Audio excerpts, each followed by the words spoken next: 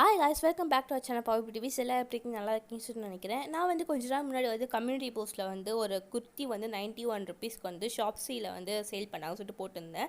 அந்த குர்த்தி தான் நான் ஆர்டர் பண்ணியிருந்தேன்.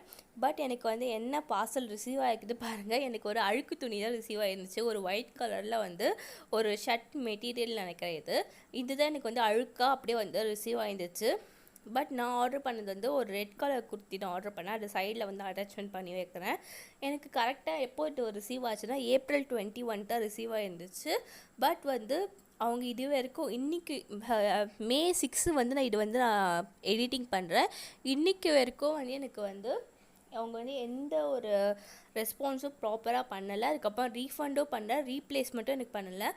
கஸ்டமர் சர்வீஸ் கிட்டே நானும் 2 நாளாக 3 நாளாக பேசிகிட்டே இருக்கேன். 2 நாள் விட்டு 3 நாள் விட்டு சொல்லிட்டு அவங்க 24 ஹவர்ஸில் உங்களுக்கு எல்லா ப்ராப்ளமும் சால்வ் பண்ணி கொடுப்பேன்னு சொல்லிட்டு சொல்லுவாங்க. பட் ஒன்றுமே பண்ணலை இது வரைக்கும். இந்த மாதிரி தான் எனக்கு வந்து இந்த குர்த்தி ரிசீவ் ஆகிருந்துச்சு. ரொம்ப மோசம். இதுக்கு ரீஃபண்டும் பண்ண மாட்டாங்களா, ஏன்னா 0 ரிட்டர்ன் பாலிசி சொல்லிட்டு சொன்னாங்க. அந்த செல்லர் வந்து இந்த மாதிரி ஒரு அழுக்கு துணி தான் எங்களுக்கு கொடுத்து விட்டாங்க. இப்போது வந்து எனக்கு 91 ருபீஸ் வந்து கம்ப்ளீட்டாக வேஸ்ட் ஆயிடுச்சு.